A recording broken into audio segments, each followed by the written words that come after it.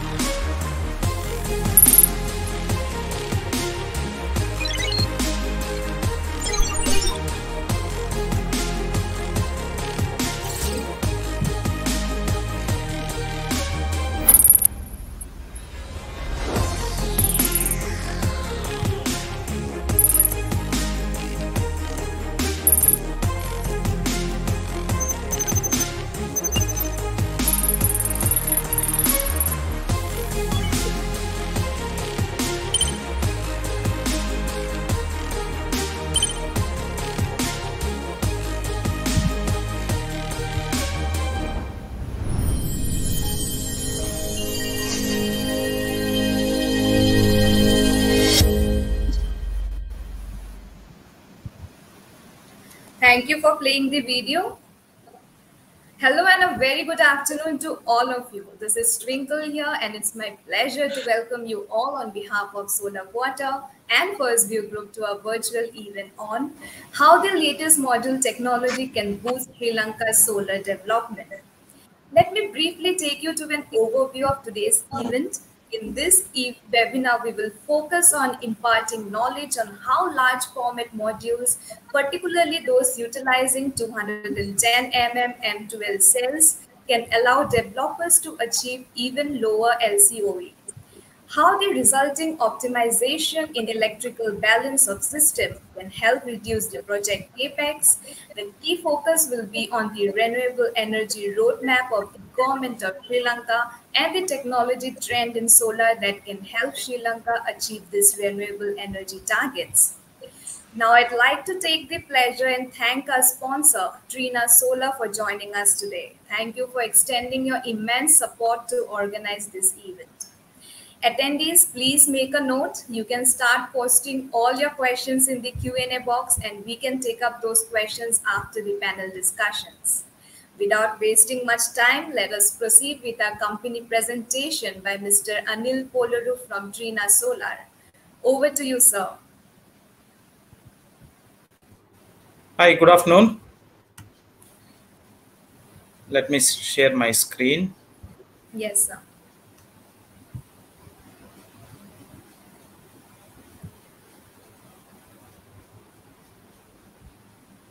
Hope you can see my screen, right?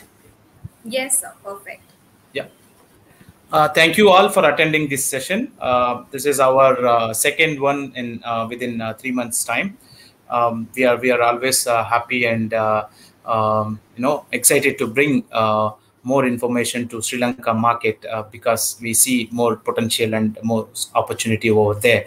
So today I'm going to talk about briefly about Trina Solar Company, and then the innovation technologies that we are trying to bring for you. What is we are offering now, and what is that we are going to bring in next next 4 or 5 years down the line. And then I most focus on the LCOE concept, how the high power bin panels are going to help you in reducing the LCOE and then the BOS cost, all those things. And the last but not the least, I am going to speak about the Vertex Series 660 plus watt peak panel technical specifications, which is already available for the market for their consideration for the designs and projects. So let me go through the company profile first. Trina Solar is established in 1997. We are a 24-year-old young company. When I say young, there is a lot of meaning because we wanted to, achieve a lot in this PV industry with our innovative and technological products. In 2020, we have listed in Shanghai Stock Exchange. We are a listed company. And now by 2021, end of 2021, we would have 50 gigawatt of module capacity and 40 gigawatt of solar cell manufacturing capacity in China and overseas as well, like Vietnam and Thailand. Reliable brand. For last 5 years consecutively, we are ranked as top module manufacturer in terms of the bankability. It is being done by the third-party agency Bloomberg New Energy Finance Corporation, BNEF, and I'm pretty sure that this month we are expecting 2021 BNEF report, wherein we would be again in the top of the list. In Asia Pacific region, as on date, we would have already achieved around 10 gigawatt of supply. 8.9 gigawatt is by end of 2020 December. Our headquarters is based in Singapore. From Singapore, we are handling the markets like Australia, India, Sri Lanka, Bangladesh, Nepal, Indonesia, Malaysia, all those Southeast Asian countries. New leading technology. At the moment, we are working on 3 technologies. One is the Vertex series, which has been offered to the market already, which is based on the Mono PERC technology platform. And then we have N-type silicon iTopCon solar cells and modules. The cell highest efficiency is 24.5%, whereas the average efficiency, which is industry top, 24%. And then we are working on the HJT technology. In the HJT technology, we have already exceeded 24.5% of the efficiency. And then we are currently working on 863 projects working on the HJT technology, and we have applied for more than 20 patents on the HJT technology related. So what we are doing, presently we are working on Mono PERC, and then there is N-type silicon, which is available to the market, and the futuristic technology, which is HJT technology. You will see Trina Solar in all these technologies in next 10 years down the line. So module power bin, just I wanted to take you, what is the power bin, why we are talking a lot about this power bin. The entire game started from 2020 onwards when Trina has launched its 500 plus watt peak panel, which we call it as 5.0 era, which is like 500 plus. So far, till that time, everybody was working on 450 between 400 to 500 watt peak. But Trina is the company which has launched a product with 500 watt peak. And then quickly we moved to 600 plus watt peak, and now we are talking about 670, and we are going to launch. 670 is already been launched, and we may touch up to 700. So what is the capacity? If you see the manufacturing capacity as well, in 2020, 41 gigawatt is the high power bin modules manufacturing capacity. In 2020, the total market, global market, was 125 gigawatts or 120 gigawatts. That means 30% was with high power bin, And then in 2021, 85 gigawatt, which translates to 50% of the total available market globally. And in 2022, it is going up to 130 gigawatts, which translates to more than 50, around 60% of the global manufacturing capacity is being implemented by this high power bin. This is what this has been realized with the help of half-cut technology, multi-busbar technology, and PERC technology. All the combination of these technologies, the power bins have been improved a lot, and then everybody is working towards those power bins in the present trend. Even last June, the SNEC happened in China. There, out of 37 module manufacturers, 21 module manufacturers, which translates to 57% of the companies were working on the 210 millimeter cell modules, which can achieve 500 to 600 watt peak panel, and 35% of the companies were working on 182 millimeter cell modules.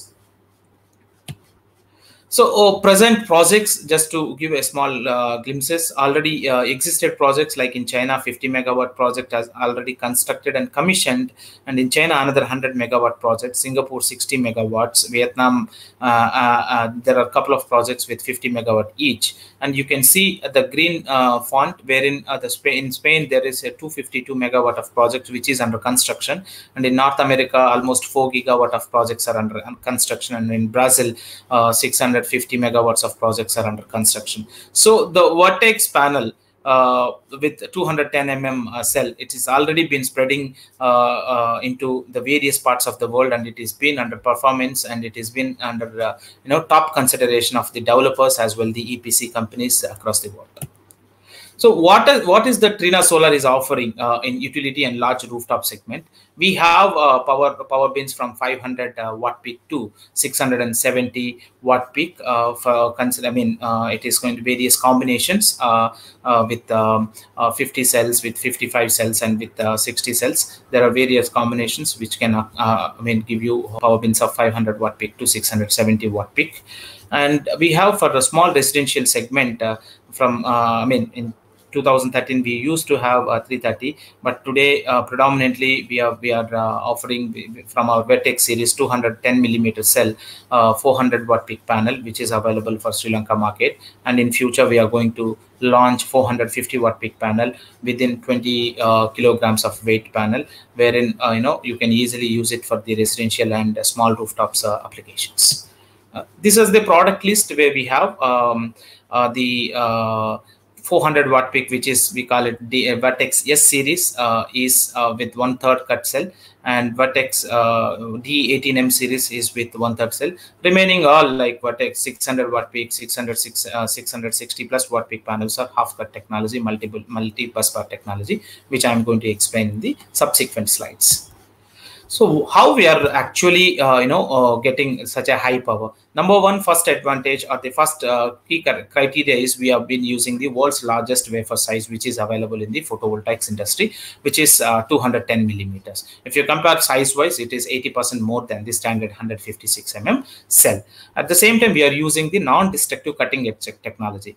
With this, what will happen is the stress on the cell, when we cut the cells into 2 parts or 3 parts, the stress on the cell edges will be very, very minimal. Thereby, the performance of the cell during the lifetime of the module, it will be very high. It is up to 25 to 30 years. And also, we are implementing 12 bus bars in the 210 Thereby, what will happen is your micro cracks are localized to in between 2 bus bars, and then the electron collecting capability of the module will be improved, thereby more efficiency or the more output.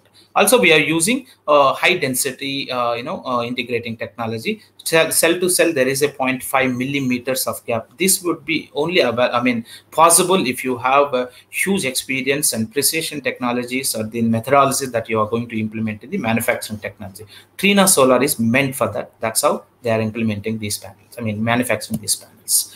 So the Vertex series, bifacial or monofacial, 4 criteria. Number one is high power. You can have from 550 to 670 watt peak. High reliability. when you check the temperature coefficients and then the degradation factors, it's very low as compared to anybody else. And then high efficiency, 21%, and you have high power generation because of the low temperature coefficients and then the extended lifetime. You'll get more power as well. When you are using these bifacial panels and the trackers, you can get the power from 5% to up to 30%, depending on the kind of tracker and the location that you're using. You are going to have 30% more power with this bifacial panel. So the key criteria of Vertex series is low voltage and high current. How it is going to benefit you, I'll take you through some quick comparisons or the calculations that you can see how much savings that you are doing.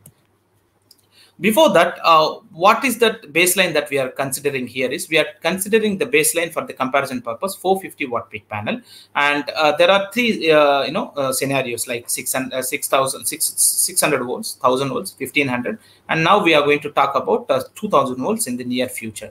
So when you look into this graph, which is in green light, if I compare the 450 watt peak panel as a baseline, the Vertex series is already giving you less than 7.7% on the LCOE cost. How it is happening, that I'll show you in the next slide. Number one, high power string, high power per each string. 35.8% of the power is being loaded in one string because of the low voltage and high current. But when you are using a 210 mm wafer module, you can connect 36 panels in series, whereas when you are using 182 mm module, you are maximum going to connect 27 modules, which means there itself you are going to have 35% of more power per string, and then you are going to have a lot of bill of systems cost savings. How it is happening, let us see here. This is one third-party report done by DNVGL. They have done they have compared the three scenarios using 450 watt peak, 535 watt peak, which is made out of 182 mm cell, and 545 watt peak, which is made out of 210 mm cell. You can see the low LCOE comparison at the bottom of the table in both in USD and Euro. Minus 3.5% as compared to 450 watt peak, the 210 mm watt peak panel is achieving. So the more the power bin, the more the per string power, the less will be your LCOE. Thereby, your BOS and everything will be reduced. Let us see how exactly it is contributing. When you are comparing a 2P tracker, you are going to have 6.9% savings on the LCOE. When you are comparing with a fixed tilt of 2P, you're going to have 12.8% of fixed tilt, the LCOE reduction. And when you are going to use a landscape fixed tilt, again, you are achieving 11%. In detail, I can show you here. Let us take an example of 100 kilowatt system with a Huawei inverter. You can see on the table on right-hand side, number of modules per string. If you're using 182, it is 18, whereas with 210, it is 24. Similar way, number of strings are reduced and the string power is more, and total number of modules also almost same because we are working on the same DC to AC ratio, right? So this translates to your number of panels reduction as well as the cable reduction, which is in 182 mm case, it is like 1400 meters, whereas in 210 mm case, Vertex case, it is only 1000 meters of cable that you required. So from string power, it is 35% more, and number of modules is reduced by 0.32%, string power, number of strings reduced by 25%, and then the copper also reduced by 3.2%. This will translate to 0.64 cents per watt peak savings on the BOS cost when you compare with Vertex series with any 182 mm cell module module or any manufacturer. You are going to have savings of 0.64 cents, which is translating to 1.2 to 1.5 rupees of savings per watt peak on the BOS.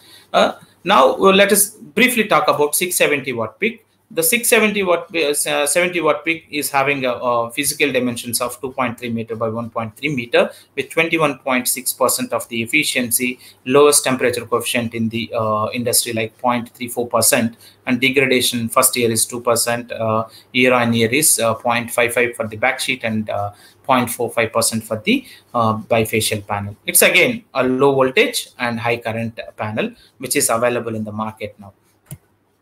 So how we are doing? I mean, the first question comes when we are using a big panel, so how it is going to withstand the stress related to winds and all. We have done a rigorous testing here. Apart from the static mechanical loading test, we have done extreme low temperature mechanical loading test and uniform low snow load test, hail test, extreme dynamic mechanical loading test. So there are 6 tests that we have done, and also we have done a small technology improvement on the frame to withstand the high loading to improve the loading capabilities of the high bigger size panels, thereby the reliability is improved. And also we have done some innovative package, especially today's scenario, the logistics costs, how they are varying every day. So with our innovative packing system, you are assured to reduce at least 12% of the logistics cost as compared to anybody else's module that you are going to consider. So with Vertex, there is again a special advantages like rackings. You can reduce 15%. You can reduce the pilings and foundation 17%. Cables again 11%. Installation cost will be reduced by 7%, and there is another cost called operation and maintenance that is also going to get reduced. So we see the return on investment improvement will be at least 0.18%, and the LCOE is going to get reduced by at least 1 to 1.5% in case of Vertex series when you compare with the standard 540 watt peak panels which are available. So these modules are Vertex series is completely compatible with all inverters, Sungrow, SMA. You talk about any brand which is available, central or string inverter, all of them are compatible in the industry. Also, they are compatible with all major tracker suppliers, Architect, Array Solar, Array Technologies, Game Changers, Soltech, Trina Tracker, Next Tracker, everybody. With every tracker, these panels are compatible. And these are some small, reference installations that we have done using Vertex series panels, rooftop systems, and then there is a ground mounting system. Finally,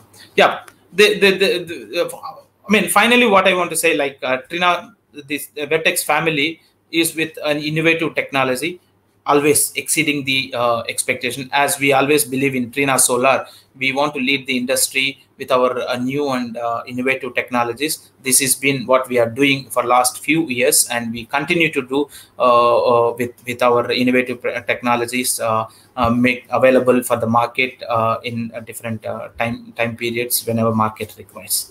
Yeah, I think this is my last slide. Thank you.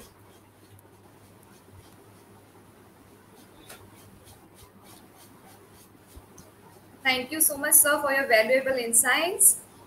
Before we proceed ahead with a panel discussion, we have one more sponsor video. Requesting my team to start playing the video.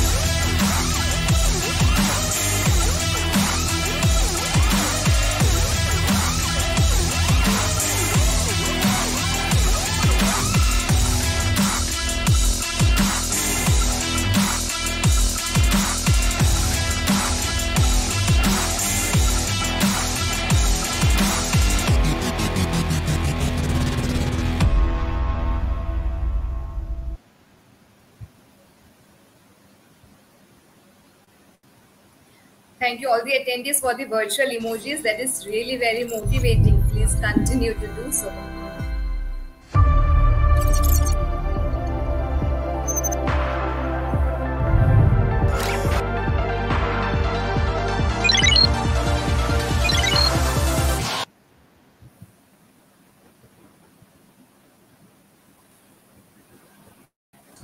So let's proceed with the most awaited panel discussion on how the latest module technology can boost Sri Lanka's solar development.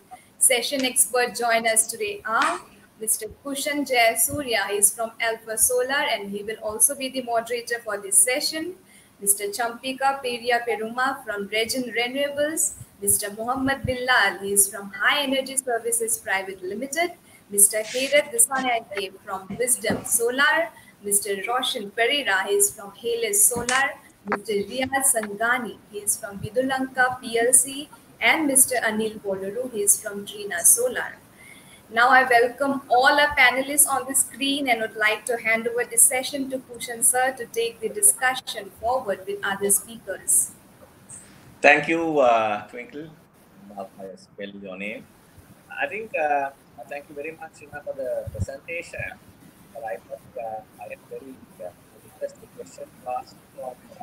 So you're not audible, sir. Yeah. Can you hear me now? Yes, sir. Perfect. Yeah. So the first question, we are talking about module technology and lifespans exceeding 10 years. One thing I want to start ask Anil is that we are all with all these developments, we are an island nation. So wherever we go, the sea is surrounding us. How does the... I'm sorry to interrupt, sir, but I would want you to be a little bit more louder. Yeah. So I would like to know how the effect of sea breeze will have an impact on the performance and the lifespan of the solar modules in general, Anil. Yeah, thank you, Kushan, for a good question. I think I forgot to address these points or highlight these points during my presentation. Thank you so much. Since it is a landlocked country, and you have high sea breeze, and then there will be salinity, which is going to be there in the environment on continuous basis. So what we can do, there are two aspects. Number one is what kind of wind loading test that you are doing. I mean, as I explained, for the Vertex Series 670 watt peak panel, we are going beyond what IEC says. I mean, we do all wind tunneling tests, not only on the panels alone. We also take our structures and our trackers, and then we do the wind loading testing. And you can very well see that these panels were withstanding the wind loads up to 3,600 pascals, positive and negative, with different mounting arrangements. So those things can be addressed in that way. However, when it comes to the salinity point of thing, you have to use a high quality metal parts as well as different technology in terms of the panels. For example, if for all our floating solar projects are very near to the sea projects, we are trying to recommend our backsheet our double glass panels, which are bifacial panels, which doesn't have to worry in terms of the micro cracks and all. Those panels will give you more lifetime, I mean up to 30 years of lifetime. That is number one. And number two, on the aluminum frame side, we have been continuously working on it.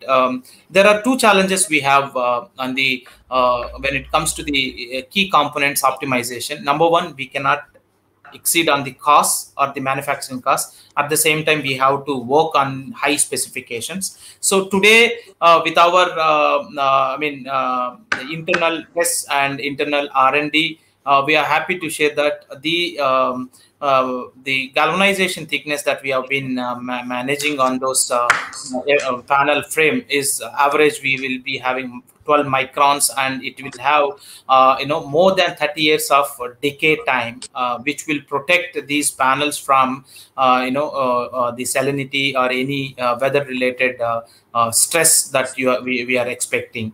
Also, apart from these component related quality issues, we also do the extra high accelerated stress test, as we call it, in our PV Science and Technology Laboratory, which is there in our headquarters at Changzhou.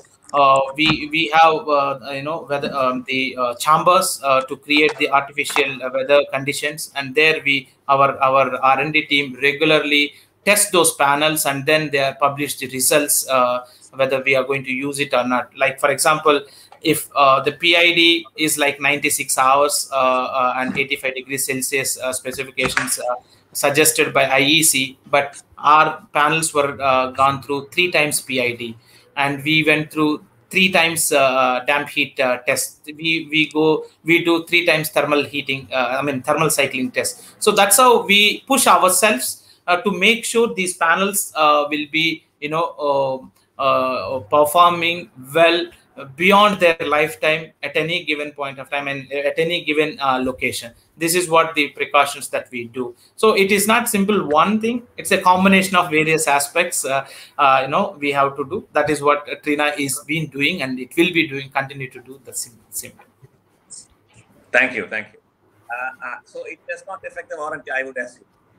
No way. In fact, we are we may increase, like product warranty used to be 10 years. Now we are, giving 12 years. And in certain cases, if the investor or any developer looks into 15 years, at this point of time, on case-to-case basis, with a nominal added cost, we are trying to, offer the 15 years of product warranty as well. So this indicates the confidence that we have on our products and their performance, because 15 years and 25 years warranties are not, no other products will get these kind of products except PV panels. Thank you.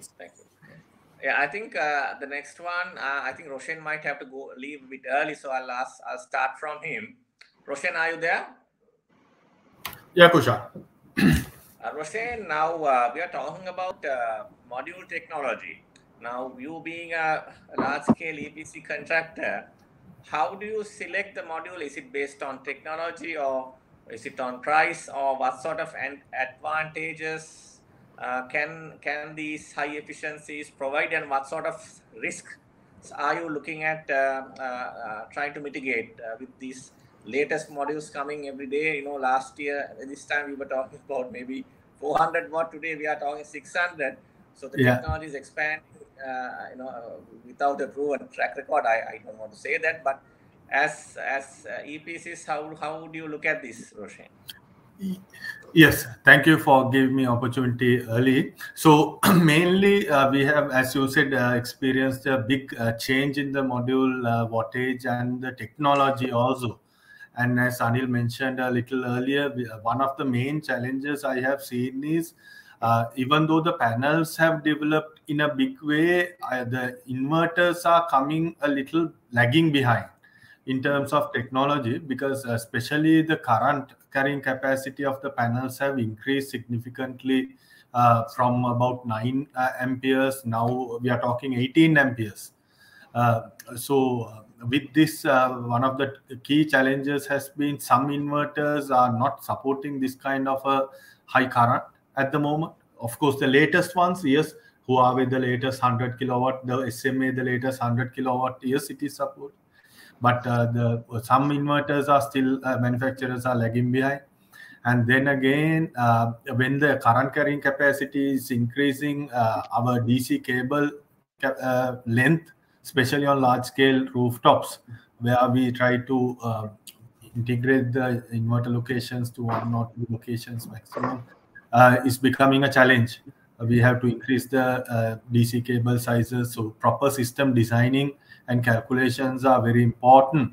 We can't just select a panel for the sake of higher wattage. We need to look at all these aspects and design it so that it's more suitable for the site we have selected. So I would select go at it from the site because we are talking mainly rooftop in my here. And from the site, from the layout to reverse engineer back to the solar panel would be the way forward when it comes to the module selection mainly. Right. Thank you. So Roshan, what you're saying is you have to look at the compatibility with the inverters, compatibility with the site before actually venturing into selecting a module. I think I'll come again to you, Roshan, if you're around. But let me look at this way. Champika, now as a experienced EPC contractor, how does the quality of the installation or the workmanship relate to the module performance? Because we have, maybe there are cases where even if we use the best solar panel, if it's not installed, if it's not maintained, it might not give the correct output or the correct reliability. What sort of aspects will you be looking into when selecting the module technology in terms of installation and handling requirements? Thanks, Kushan. Thank you all for the opportunity again. Yeah, I would also want to take a page from what Roshan mentioned.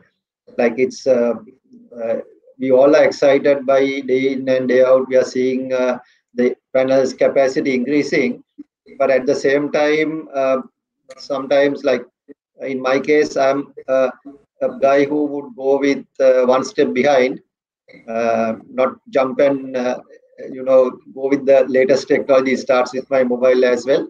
But then these are all exciting times.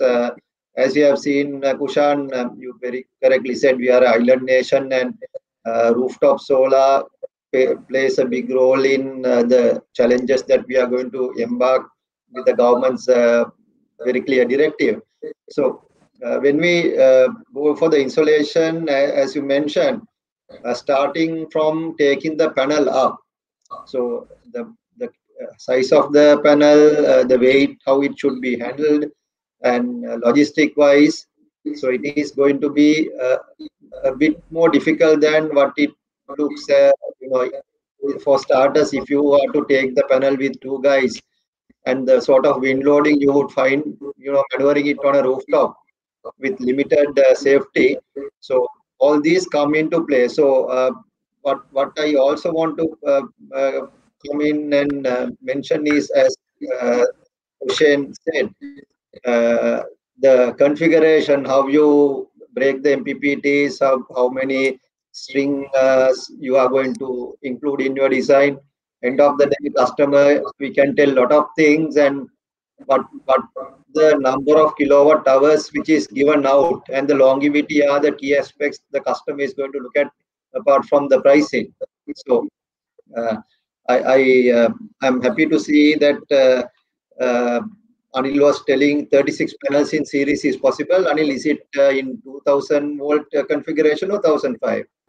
It is 1500 volts configuration. 1005, yeah. So then those sort of things also pose as a challenge to us in terms of maintaining high voltage in the rooftop, and how the local standards. I'm sure SLSCA would like to visit that and see. At the moment, they are allowing up to 1500 volt strings.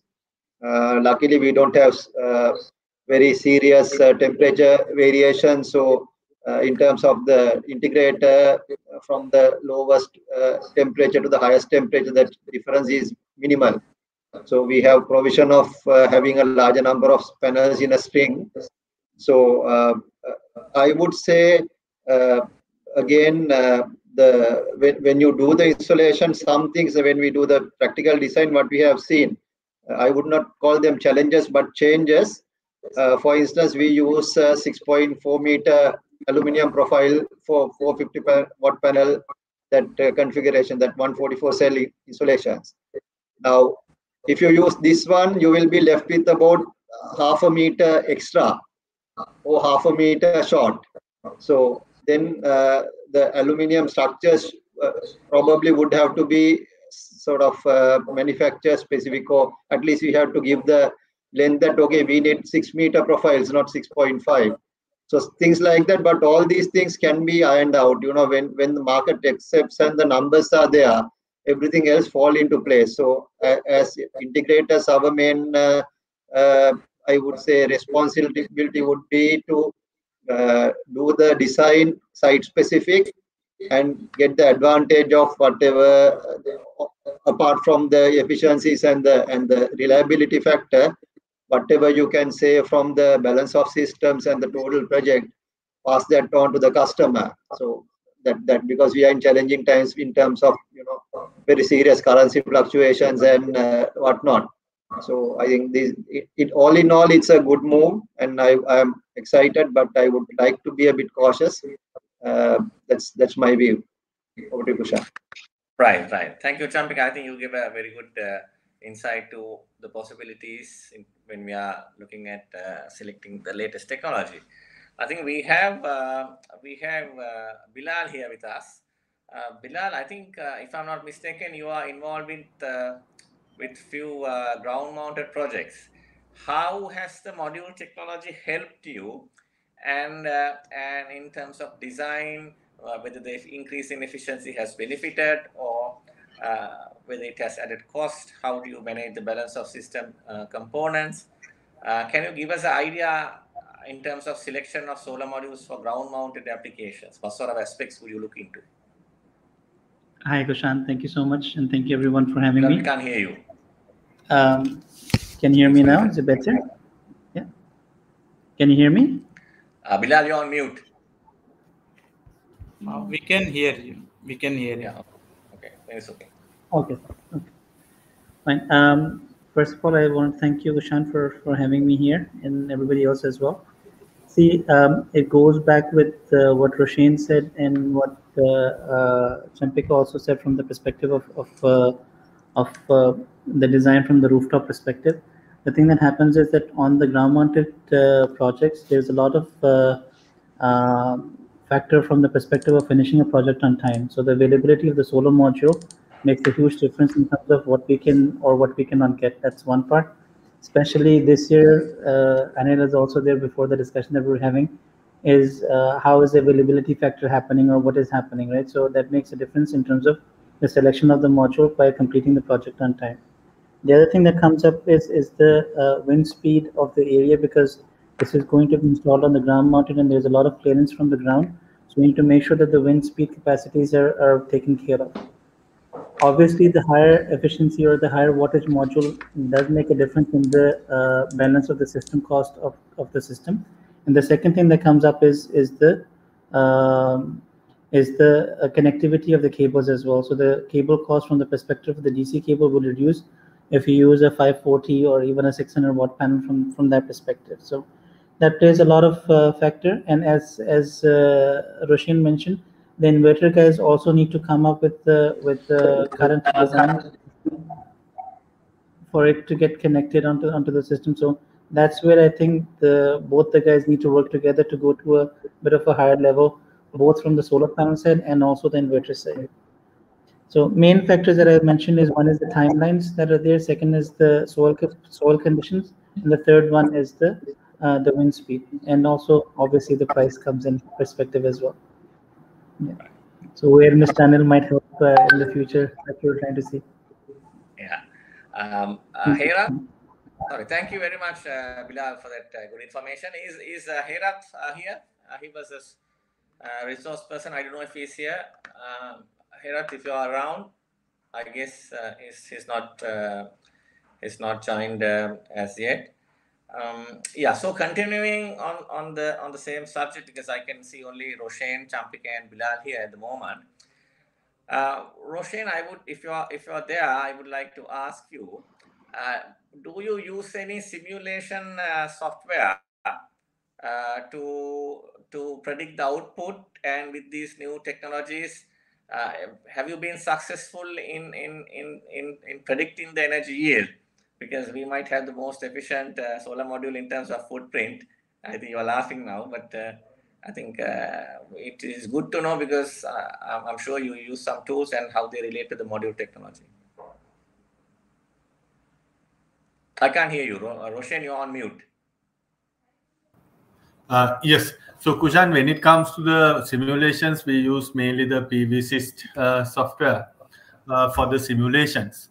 However, now over the last 10 years, we have seen from the polycrystalline 16% efficiency, 15 to 16% efficiency. This module efficiency going up to 21%. That is, I believe, mainly due to the footprint efficiency. Not really, we haven't seen it getting transferred into the energy yield output. Maybe, I don't know, maybe for various reasons we haven't seen it. Now, what I'm trying to say is, if I take a system, when I did in 2015, a 250 kilowatt with polycrystalline, a similar capacity 250 kilowatt system that I am doing, we don't see that 5% increase in the efficiency coming out. Maybe our module manufacturers can shed some light on it. So that is something that we are also interested to find out and all. But saying that, what we have seen mainly is the easiness and the saving on the BOS and all that is there. Of course, the module handling has to be done more carefully than earlier due to the physical size being a little large. So that is one of the challenges even on PVSys or anything. I don't see when we simulate with a polycrystalline, it comes out that way. But of course, in terms of the footprint saving, in terms of the whole BOS saving, this is really feasible. Right. Thank you, Roshan. Thanks for that information. And also, I think one other question, I don't know if Bilal can shed some light. We are looking at bifacial modules. I mean, is this something anybody, Bilal, you have considered, because you are using a few ground-mounted projects, and since this technology has come, and according to money, it can give 20%. Have you done a financial feasibility of this, or at this stage? The thing is that what we have seen is from the data that has been collected. One is from the panel supplier, and second is some of the projects that have already been done in Sri Lanka. We have seen a difference in terms of the production when you use a bifacial panel, right? But it also all depends on the site condition and the area as well, and the angle that you put the solar panel. So it's not just the bifacial solar panel, it also is the combination of the panel with the structure that is used. So whether you go with a fixed tilt or you go with a tracker, that makes a huge difference in terms of the production data, right? There is a difference in the price, obviously, between the bifacial and the single glass panel, right, or the monofacial. So considering all of that and the site conditions, then a company can make a better decision. I actually want to add one more point to what Roshan said. You know that we have been in the industry for such a long time, both of us, and Roshan has been there, and Ms. Champika has also been there for some time. So what I honestly see is that the softwares have evolved over time. So how it was back in 2013 or 14, the production data that it used to give was very, not inaccurate, but it was not super from that perspective, right? As the time has gone by and they have gotten more data from the ground of the projects that are running by Alpha Solar or by High Energy or by somebody else, the predictions have gotten better in terms of the future productions of those plants. Remember back in the day, PVSys radioscope used to give 4.3, 4.4 hours of production. Now it is reduced from the number based on how the actual ground conditions are, right? So on that basis, what happens when you put a bifacial panel and you do the production chart from, let's say, radioscope or PVSys, you get X amount of production. And you can obviously check with some parties that are already installed solar with the bifacial. They're very accommodating to share their data, right? See, the whole thing that makes a difference is the ground reality. A software that is basically online, that is on the sky, that have taken the data from satellites over the past 10 years is very different to actual ground reality that is there, which I think has improved because Sri Lanka is a very matured market in comparison to its neighbors, right? From that perspective of what the data has come through from the software. So even for the bifacial, I do feel that it does produce more, but it's very case specific. It all depends on the type of land that you have. Is it a square land or is it a rectangular? And the direction of the sun, if you're using a tracker or fixed tilt. So all of those conditions do play a part from that perspective. Right. Thank you very much. Thanks, Bilal. Yeah. I think Champika is still with us. If there are any questions, you can put on the chat box so that I can ask them as the final question.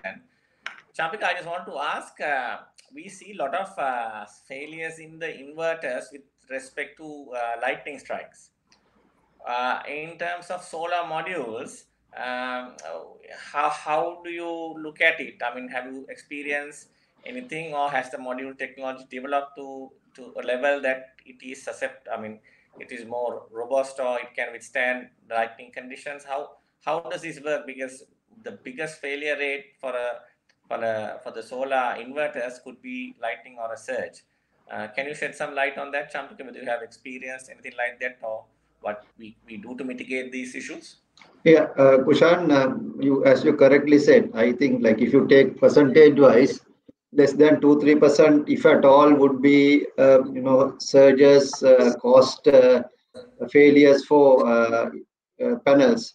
Inverters, I would say, take as per the efficiency 98.5 and up. I think the failure rate also in terms of lighting susceptibility is in the same range. Panels are very having very low susceptibility, but whatever the failures in panels, I think primarily would have been on the hotspots and loose connections, and which are common, and either it's workmanship in terms of the installer, or natural phenomena like concentrated soiling that can cause the hotspot and burn the panel ultimately.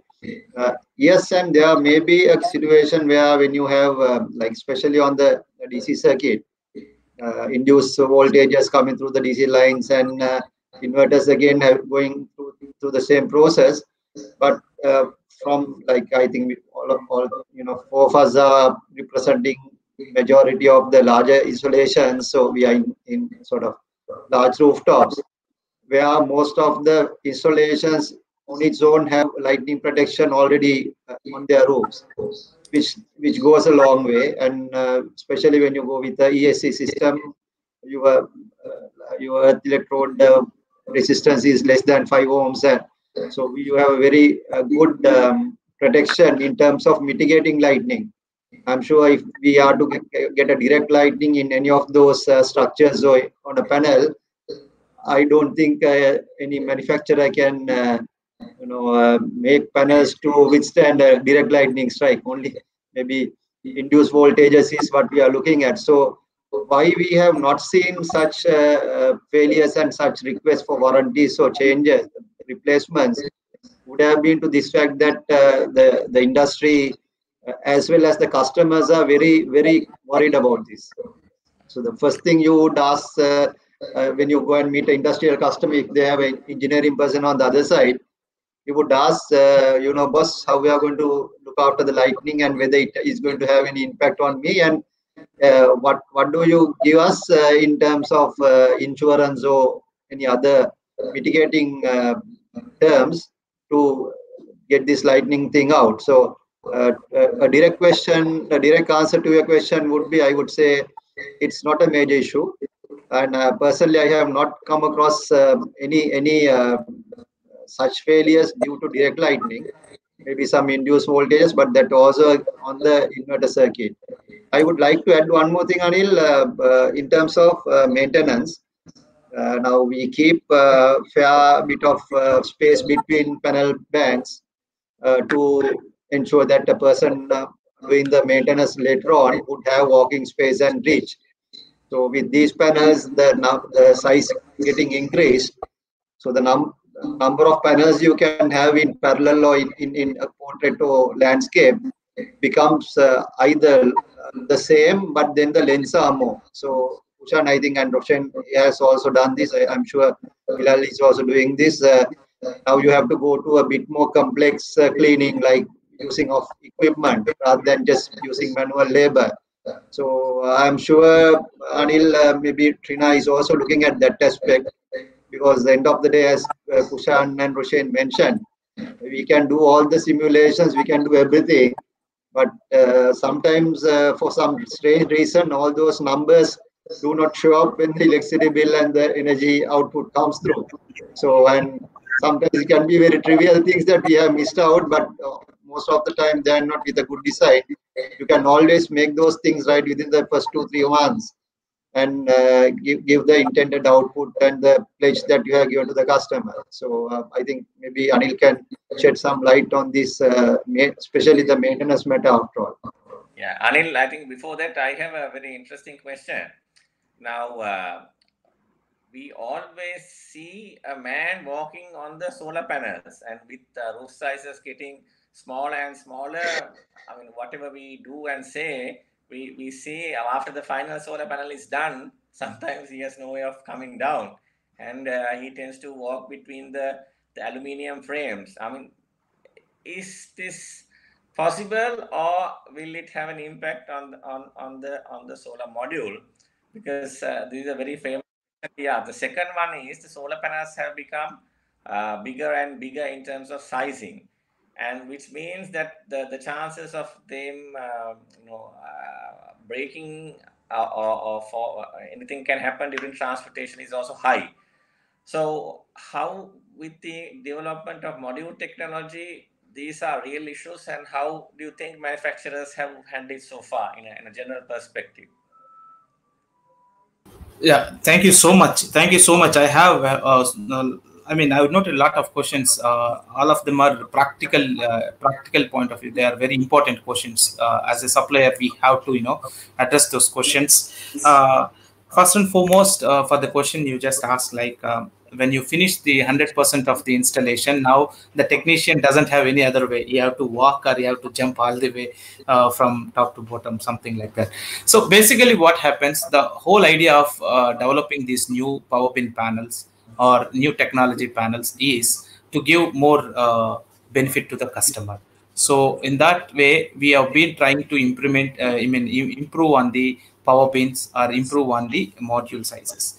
Having said that, we also have a different, we have done the categorization, like a residential segment, small C&I segment, large rooftop segments, and then the utility segments. So our, as an installer or an EPC, we have to choose the best suitable product for that purpose. Like basically most of the times what we notice is the decision is coming from the commercial side, but not from the technology or technical feasibility side. Like Mr. Champika highlighted, there should be a techno-commercial solution instead of only a commercial solution. We have Vertex series S, which is like 400 or 405 watt peak panel, which is most suitable and developed for the purpose of the rooftop system. It is a famous panel in Europe and Australia, because there the rooftop system market is matured market, and they want a specific product for their own market. So the Vertex S has been developed for that purpose. Whereas the other Vertex series panels like D18M, 500, 550 are suitable for the larger, C&I segment or some kind of rooftop segments, utility segments. For the very big projects like 5 megawatt or 10 megawatt with trackers and up, you can consider to use 600 or 670 watt peak panel. It all depends on, the solution should be developed after visiting the site, whether we can use this particular high power pin panel or we should go for an alternate solution. So this is how we have to choose a panel, number one. Number two, when it comes to the cleaning technologies, our team in China is been working on various methodologies in terms of cleaning, like wet cleaning, dry cleaning, and then the different equipments, how to clean these panels. We know these challenges are going to be there, because installation of the project is a one-time activity. After that, managing it for 25, it's like a marriage. Once you have done it, you have to deal it with that throughout its lifetime. So we have been given a thought process, and on these utility scale segment side, we have been recommending various manufacturers how they I mean, what kind of machinery to be used for the cleaning purpose and all. Whereas for the residential segment also, we have been come upon case to case basis. Generally, we give a generic guidance how to clean it and all. If there is a specific challenge, we encourage client to come back to us, and then we discuss with our technical team and give a solution which is specific to that particular project. Thereby, the warranty is also intact. At the same time, the energy is going to be more. So this is how we are handling the operation and maintenance related activities.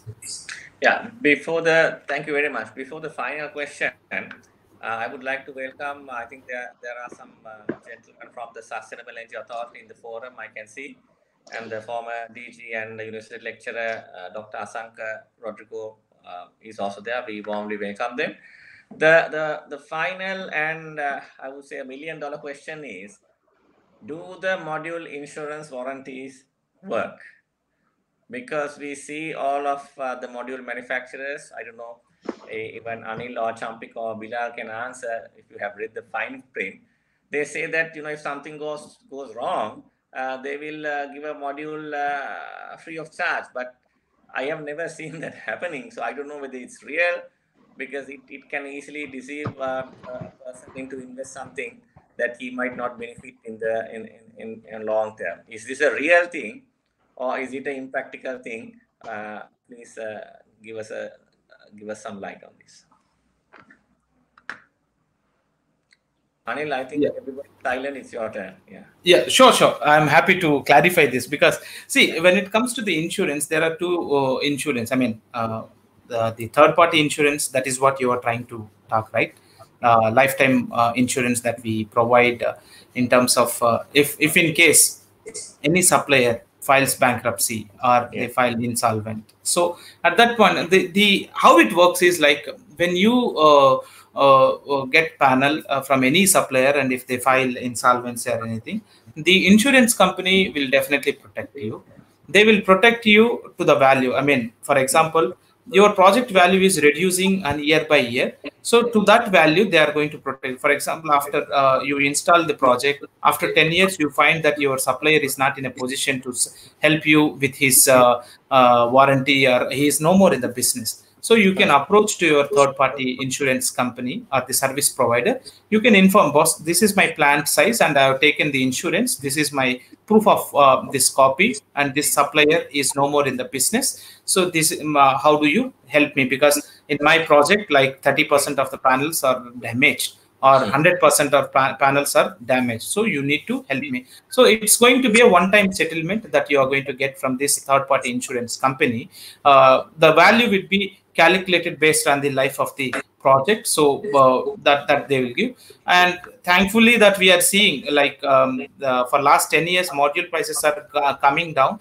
So even at that reduced price also, today you can buy a new panel altogether. So this is working. Yeah. But having said that, it is very, very important that you choose a technology partner who is going to survive, or run the business for next 30 years from this. Every day this reference point is going to change.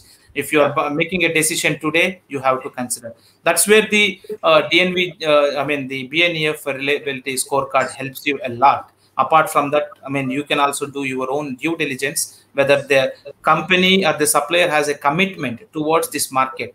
If they have a commitment, how long they are presented in your market, whether they are accessible or not, or if they have any after-sales services activities are happening or not. These are all the key factors that influence your decision. So yes, third-party insurance are there to protect you, and that is how they work. Yeah, thanks, Anil. I think the organizers haven't asked me to wind up yet, so I'll ask another question. I think, Bilal, can you give a quick answer whether you will go for tracking or fixed tilt? Because I know you're from a finance background. So if I give you a project, because your project, let's say 1 megawatt, will you use fixed tilt or tracking, and why? It all depends on the rate that the tariff that you have signed is at. Because what happens is that, as we have seen, and I know SCA is also there, as we have seen, the tariff rates have gone down quite drastically, and the dollar has also gone up as well, right? So we have to look at how much money can be spent versus how much money will be made from that project. So it's not a one-size-fits-all answer, to be honest. I have done both. Like, we are doing a project with the single axis tracker, and we have also a project running with the fixed world as well. So it all depends on the tariff rate that it is signed as. From the perspective of the financials, right? The tariff has to be at a certain amount for it to work. Okay. Thank you. Kushan, I want to put you on the spot for one quick question. Now you have been sort of chasing us, asking our opinion. Can you let us know whether you have used 500 plus panels in any of your installations, and you are intending to do that? Yeah. Well, the most recent plant I did, we used 470 watts, but I'll be very honest with you, I like to go at least 30-40 watts behind from the maximum. One is for a commercial reason, and I always believe, like you, it is always good to be safe, because as soon as this high efficiency technology came, which we call it PERC now, there were some issues related to light-induced degradation and things like that. I'm talking many years ago. So I think it has evolved, but still I would prefer to stay, like you, I am an old school person, maybe 30-40 watts behind. The reason is, I think Anil might not agree, we see that we are squeezing the modules, you call it the fill factor or the form factor, and the cells are so tightly connected, and we are a country that has a temperature differential starting from 24 degrees to, I would say, sometimes 60-70 degrees. So I always like to have things in the comfort zone. If it was my plant, obviously I'll go for the modern technology, but I don't want to push my limit and buy the latest panel, and in case if it starts degrading, you can't really measure the module performance. There's no lab in Sri Lanka. You have to send it to a lab in India or maybe a European country. So how I would look at is, I would do a PVC simulation and select the most commonly available module, which I think will be available in the market for a couple of years to come. At least if the brand is not there, in case, but still I should be able to find the comparable module for me to replace. So that is the line of my thinking, Champika. I hope I answered your question.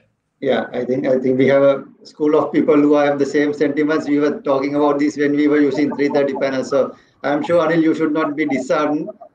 I will very quickly move on, and we'll be talking about 550 and then maybe 700 panels as a newer thing.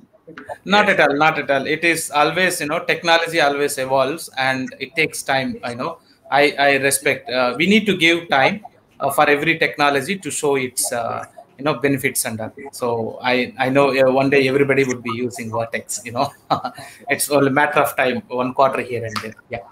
Yes. But Twinkle, do we have some time for another question, or shall I do the closing remarks?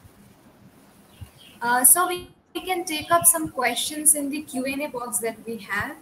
Yeah. So thank you very much for the opportunity. I think now we can go for question and answer sessions. I think I don't know if you all can answer in person or maybe type on the messages so I can answer in case. So we have this question in the Q&A box. I think anyone can take it up. Yeah, I can take it, Ms. Twinkle. Yes, the present inverters, the question is present technology inverters are suitable for Trina Hype? Yes, of course. Yeah, I think I have given you the list of manufacturers of inverters compatible with these high power bin panels. And everybody is in the list. You talk about, Huawei, SMA, Sungrow, or Saneng. Everybody were there in the list. And the list is available in our portal as well. The approved manufacturers list is available. So you can choose. And in fact, the models were also given. You can choose that particular model to use this inverter. Yeah. Thanks. Are there any more We questions? have one more question. Yeah.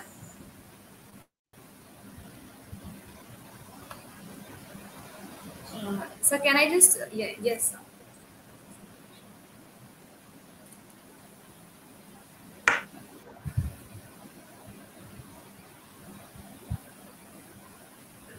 I think Anil sir can take up this question. It's for Trina Solar. Yes, thanks, Mr. Gnanendra. Yes, from the packing perspective, we have done a lot of work on it. For example, for the 670-watt peak panel, we are now going ahead with the vertical orientation of the panel instead of horizontal orientation of the pallets. So we know the point what you are trying to ask. It has been taken care. You just have to follow our user manual when you do the unloading process at your site. Otherwise, the panel transportation part, packing, and the loading into the containers, all those activities have been taken care and well designed for it. In fact, we are trying to reduce the transportation cost by optimally using the space of the container, given container. Yeah. Thanks, Anil. Are there any more questions?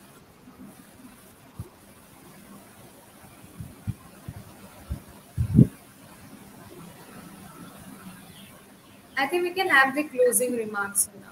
Yeah. So thank you very much, Solar Quarter, for organizing this seminar. And we really appreciate the resource persons who have taken their time. We are under the lockdown. Thank you very much for the participants, the gentlemen from the Sustainable Energy Authority and university lecturers. And I see a lot of thank you very much for joining, and thank you very much for look forward to keep in touch and to use the best available module technology. Thank you very much, everyone. Thanks for the support.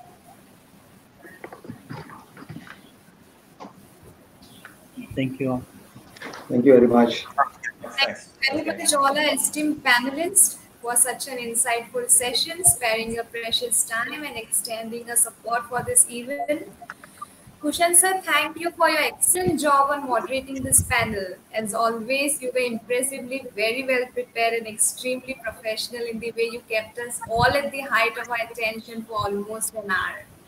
Plus, you are phenomenal in making the panelists all appear at their very best. So this with positive note, we end this today's session and promise you to come back soon with more knowledge-driven virtual event. The floor is now open for networking. It will be open for 1 more hour for networking. Thank you. Thanks. Thank you.